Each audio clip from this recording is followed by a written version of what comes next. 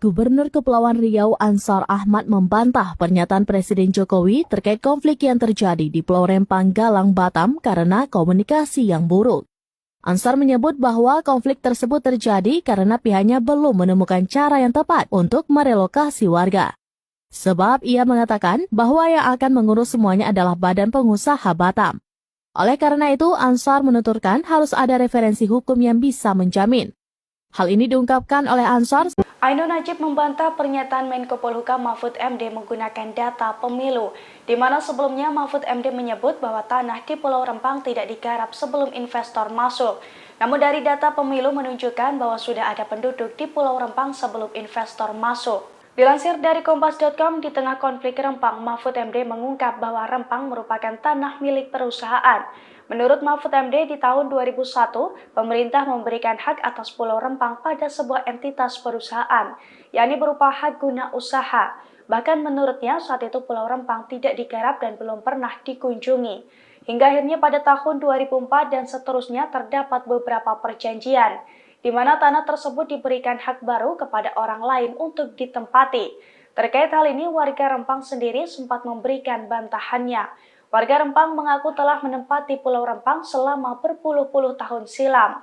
Begitu pula dengan pernyataan Ainun Najib dalam cuitan di akun Twitter pribadinya pada Kamis 14 September 2023. Dalam unggahannya, Ainun Najib memperlihatkan data pemilu yang berarti Pulau Rempang memang sudah dihuni oleh penduduk. Dengan data tersebut, banyak pula yang mempertanyakan bahwa seandainya kehadiran warga tidak dianggap, lantas mengapa keikutsertaan mereka dalam pemilu turut diperhitungkan? Bahkan dalam data pemilu 2019, penduduk Rempang mayoritas memilih pemerintahan yang saat ini menjabat. Masalah Rempang, saya menghimbau saudara Profesor Dr. Mahfud, you boleh ahli hukum, tapi hukum apa yang you ahlikan? Saya kira saya kenal nama saudara Mahfud yaitu hukum tata negara. Tapi you tidak belajar hukum tanah yang sebenarnya. Saya belajar hukum tanah dengan almarhum Profesor Budi Harsono yang telah meninggal, mbahnya pertanahan di Republik Indonesia ini, yang membuat undang-undang pokok agraria nomor 5 tahun 1960 bersama DPR. Mengapa itu dibuat? Itu karena marak-maraknya komunis, orang-orang PKI ingin menyerobot tanah orang. Itulah sejarahnya. Bung Karno prihatin untuk membuat aturan pertanahan ini. Maka dia instruksikanlah Profesor Budi Harsono untuk membuat undang-undang di DPR ini. Nggak ada yang mengerti soal tanah.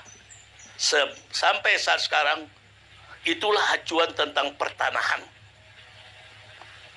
Baik Kepres, mau Kemen, baik ke keputusan menteri, instruksi menteri, itu harus dikoordinasikan dengan undang-undang pokok agraria.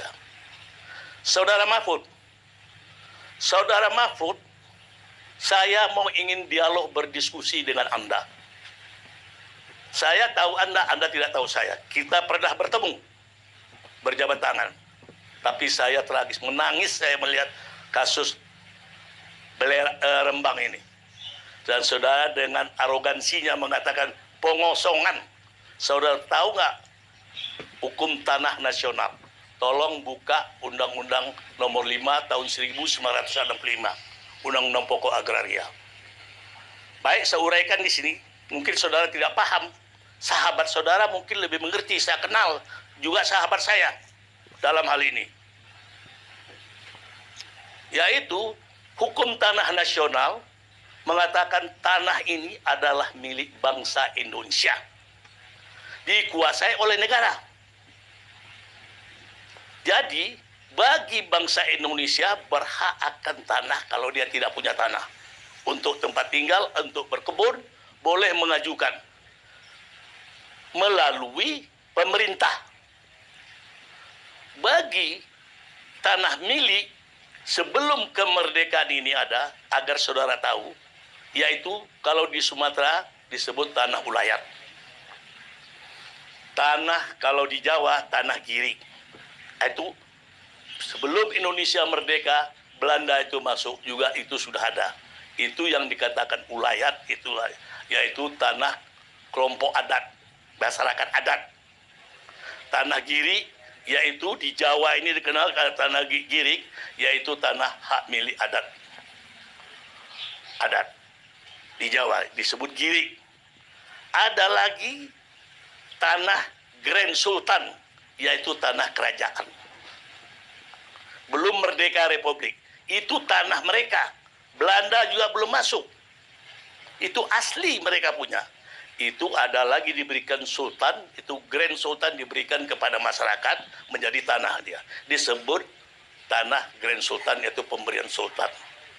Itulah seperti di Jogja, seperti di Riau, seperti di Medan, Sultan Delhi punya tanah banyak, diberilah itu Grand Sultan.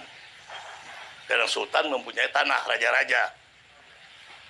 Jadi saudara harus tahu, jadi masyarakat adat yang ada di Rembang itu tanah ulayat mereka. Lebih tinggi daripada tanah sertifikat hak milik. Hak milik formalnya sesudah Undang-Undang Pokok Agraria didaftarkan menjadi sertifikat. Dahulunya itu adalah tanah ulayat dan tanah diakui oleh masyarakat adat. Jadi jangan sewenang-wenang pemerintah ini demi mencari keuntungan, demi materi, mengorbankan masyarakat adat. Nah, ini kampung-kampung kami sama sekali kami tak menghambat pembangunan itu, sama sekali kami tak menghambat. Nah, kami malah bangga bila ada, istilahnya dengan adanya investor, paling tidak meningkatkan taraf kehidupan masyarakat kami, kaum kami, ekonomi kami, paling tidak kami terangkat lah. Tapi kalau kami diusir